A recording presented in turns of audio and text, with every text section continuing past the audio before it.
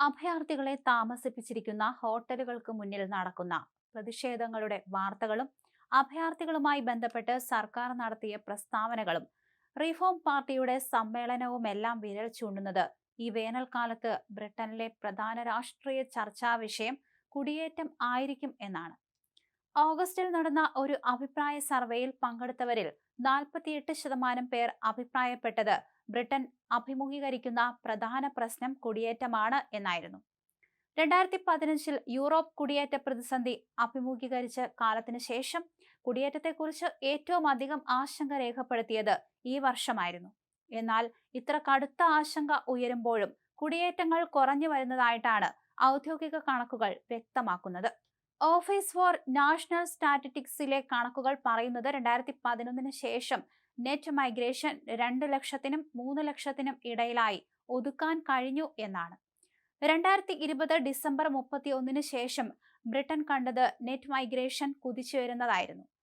Boris തരംഗം എന്ന വിമർശകർ പരാമർശിച്ചിരുന്ന ബ്രെക്സിറ്റിന് ശേഷമുണ്ടായ കുടിയേറ്റക്കാരുടെ പ്രവാഹത്തിനിപ്പോൾ ചെറിയ ഒരു ശമനം ഉണ്ടായിരിക്കുന്നു എന്നാണ് കണക്കുകൾ വ്യക്തമാക്കുന്നത്. സ്റ്റുഡന്റ് വിസകളുടെ എണ്ണത്തിലും ഇടിവുണ്ടായിട്ടുണ്ട്. അധ്യയന വർഷം ആരംഭിക്കുന്നതിന് മുൻപായി സാധാരണ ഓഗസ്റ്റ് മാസത്തിലായിരിക്കും വിസ അപേക്ഷകൾ കൂടുതലായി എത്തുക. ഈ വർഷം വിസ അപേക്ഷകളുടെ എണ്ണത്തിൽ കഴിഞ്ഞ വർഷത്തേക്കാൾ 1.5% കുറവുണ്ടായിട്ടുണ്ട്. 2023 കണക്കുമായി താരതമ്യം ചെയ്താൽ ഉണ്ടായിരിക്കുന്നത് 18% കുറവാണ്.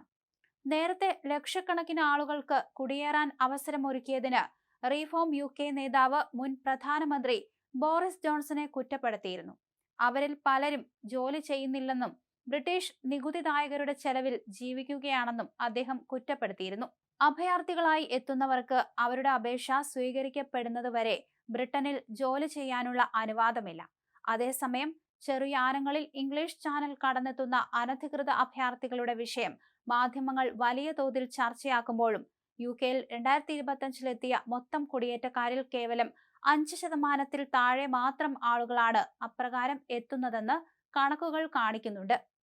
UK-യിൽ എത്തുന്ന വിദേശികളിൽ ഏറ്റവും വലിയ വിഭാഗം വിദ്യാർത്ഥികളും അവരുടെ ആശ്രിതരുമാണ്. ഏകദേശം 47% വരും ഇവർ.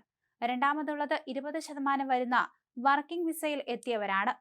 അഭയാർത്ഥികളെ താമസിപ്പിച്ചിരിക്കുന്ന ഹോട്ടലുകൾക്ക് മുന്നിൽ നടക്കുന്ന പ്രതിഷേധങ്ങളുടെ വാർത്തകൾ എല്ലായ്പ്പോഴും നിറയുന്നതാണ്. നിരവധി സമരങ്ങളാണ് നടന്നു വരുന്നത്. റീഫോം പാർട്ടിയുടെ സമ്മേളനമെല്ലാം ഇത്തരത്തിൽ ബ്രിട്ടനിലെ പ്രധാന രാഷ്ട്രീയ ചർച്ചാ വിഷയം തന്നെ കുടിയേറ്റം ആയിരിക്കും എന്ന് ഓർമ്മപ്പെടുത്തുന്നതാണ്. 48% പേർ അഭിപ്രായപ്പെട്ടത് ബ്രിട്ടൻ അഭിമുഖീകരിക്കുന്ന പ്രധാന പ്രശ്നം കുടിയേറ്റമാണ് എന്ന് തന്നെയായിരുന്നു. എന്തായാലും അത് വർദ്ധിച്ചു വരുന്ന സാഹചര്യമായിരുന്നു ഉള്ളത്. എന്തായാലും ഇപ്പോൾ ചെറിയൊരു ശതമാനം കുറഞ്ഞു എന്ന് തന്നെയാണ് പറഞ്ഞിരിക്കുന്നത്.